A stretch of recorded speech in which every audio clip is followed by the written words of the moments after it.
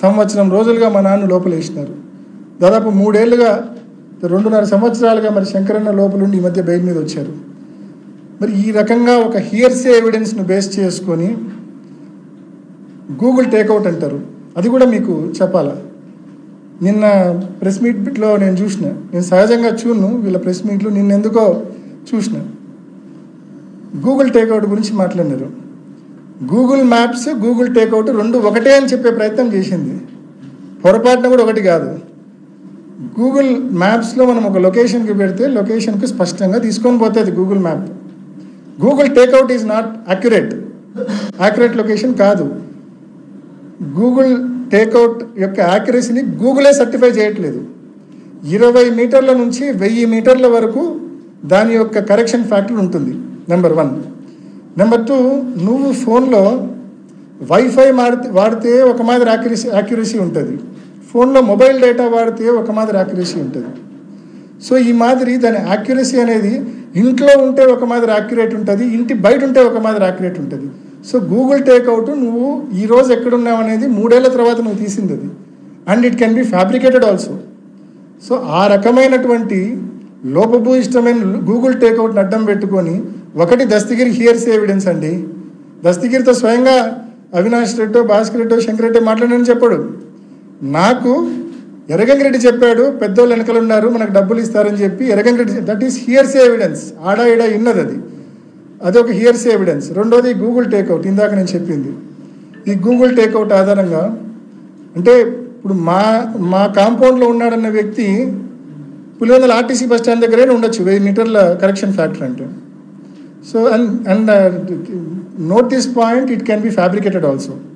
So అటువంటి and 1 year back first IO ఉన్నప్పుడు ఇదే గూగుల్ టేక్అవుట్ సునీల్ యాదవ్ ఫోన్లో నుంచి చేసినారు, 2 years బ్యాక్. ఆ రోజు ఏం లోపం కనిపించలేదు వీళ్ళకు. రామ్ సింగ్ సునీత కాంబినేషన్ కలిసినాకనే ఎందుకు లోపం కనిపిస్తూ ఉంది? రామ్ సింగ్ సునీతక్క కాంబినేషన్ కలిసినాకనే ఎందుకు లోపం కనిపిస్తూ ఉంది అంటే గూగుల్ టేక్అవుట్ను ఫ్యాబ్రికేట్ చేసినారా? పోనీ ఇది కూడా ఇంకొక ఉదాహరణ చెప్తా మీకు. ఇందాక 4-5 ఉదాహరణలు చెప్పా, ఇంకో ఉదాహరణ చెప్తా. గూగుల్ టేక్అవుట్ గురించి వాళ్ళు కోర్టులో కౌంటర్ వేస్తారు, వాళ్ళు కోర్టులో అఫిడవిట్ వేశారు. నేను కూడా గూగుల్ టేక్అవుట్ గురించి స్పష్టంగా వాళ్ళు బాగా నమ్మే వాళ్ళ అప్రూవర్ దస్తగిరి స్టేట్మెంట్కు ఈ గూగుల్ టేక్అవుట్కు వ్యత్యాసం ఉంది. వాళ్ళు ఏమంటారు, 2:30-3 వరకు ఈ తతంగం అంతా జరిగింది ఆ ఇంట్లో అని చెప్తారు. మధ్యలో 1:50కి మా ఇంటికి వచ్చినట్టు చెప్తారు. అంటే వాళ్ళ ఓన్ అప్రూవర్ స్టేట్మెంటే వీళ్ళ గూగుల్ టేక్అవుట్ థియరీని డిస్ప్యూట్ చేస్తూ ఉంది. సో ఈ అంశం మేము కోర్టులో నేను కౌంటర్ అఫిడవిట్ వేసినప్పుడు వెంటనే మళ్ళీ దానికి ఏం చెప్పారు తెలుసా? మీ అందరూ చూసి ఉంటారు. దానికి కౌంటర్ మళ్ళీ సిబిఐ ఏమని వేసింది తెలుసా? లేదు మాది పొరపాటు, మేము కోర్టుకు సమర్పించింది. ఎందుకంటే వాళ్ళు పొరపాటును ఒప్పుకోలేదు అనుకోండి, వాళ్ళ అప్రూవర్ థియరీ దస్తగిరి చెప్పిందంతా అబద్ధమని ఒప్పుకోవాల్సి వస్తుంది పొరపాటును ఒప్పుకోకుంటే.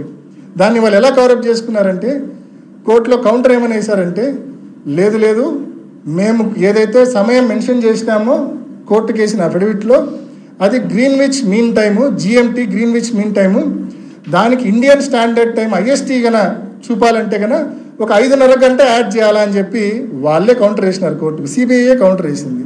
అంటే వాళ్ళ అలిగేషన్స్ను వాళ్ళే తప్పు పట్టుకున్నారు. అంటే దానికి అది GMTకి ISTకి మధ్య 5:30 గంట వ్యత్యాసం ఉంది. సో ఆ 5:30 గంట వ్యత్యాసం నేపథ్యంలో ఇంకా టైమింగ్సే మారిపోతాయి పూర్తిగా. సో ఇంత ఇల్లాజికల్ నిందలు వేసిన తర్వాత మేము కోర్టులో అఫిడవిట్ వేసిన తర్వాత మళ్ళీ 4 గడుచుకొని దాన్ని కరెక్ట్ చేసుకోవడం. నేను కనీసం ఈ అరగంటలో మీకు 5-6 ఉదాహరణలు చెప్పాను. ఏ రకంగా సిబిఐ సునీతక్క ప్రతిసారి నేను వాళ్ళ తప్పులు ఎత్తి చూపడము, వాళ్ళు దాన్ని కరెక్ట్ చేసుకోవడము. కానీ ఒక అబద్ధాన్ని ఏం చేస్తే నిజమవుతుంది? అది మీరు ఎన్ని తిప్పలు పడితే అది నిజమవుతుంది. అది నిజమయ్యే సమస్య లేదు, ఎందుకంటే అది అబద్ధం కాబట్టి నాకు న్యాయ వ్యవస్థ మీద సంపూర్ణమైన విశ్వాసం ఉంది. వీళ్ళందరూ కుట్ర పన్ని చంద్రబాబు నాయుడు గారి కుట్రలో పావులుగా మారి, ABN రాధాకృష్ణకు తొత్తులుగా మారి, వీళ్ళందరూ నన్ను ఎంత అటాక్ చేసినా కూడా నేనైతే ఏ తప్పు చేయలేదు, ఏ రోజు కుంగిపోను. అండ్ స్పష్టంగా చెప్తా ఉన్నా, నాకు న్యాయ వ్యవస్థ మీద సంపూర్ణమైన విశ్వాసం ఉంది. తప్పకుండా నిజం నిలకడ మీద తెలుస్తుంది. రాబోయే రోజుల్లో తప్పకుండా ఫ్యాక్ట్ అనేది బయటికి వస్తుంది. సిబిఐ చేసిన విచారణకు వాళ్ళు లెంపలేసుకొని మళ్ళా రియల్ వర్షన్కు వెనక్కి పోవాల్సి వస్తుంది. ఆ రోజు తప్పకుండా వస్తుందని సంపూర్ణ విశ్వాసంతో నేను చెప్తా ఉన్నాను. Any క్వశ్చన్స్నా? Google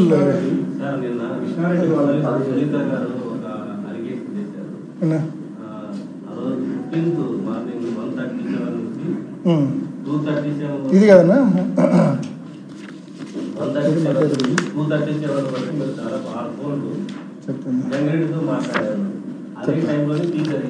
let me answer నా కరెక్ట్. మీరు అడిగిన క్వశ్చన్ కరెక్ట్. నేను ఆ ప్రెస్ మీట్లో ఇది కూడా అడిగింది, నేను మర్చిపోయిన ఆన్సర్ చేయడం.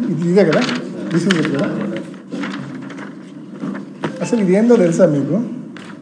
This is my WhatsApp activity and ఎర్రగంగిరెడ్డిస్ WhatsApp activity. Nothing but WhatsApp activity. మార్చి 14 రాత్రి ఎందుకండి? నేను ఆ రోజు రాత్రి ఫస్ట్ జరిగింది చెప్తాను. నేను ఆ రోజు రాత్రి 10:30కో 11కో పండుకున్నా. పొద్దున్నే 5కి లేచిన.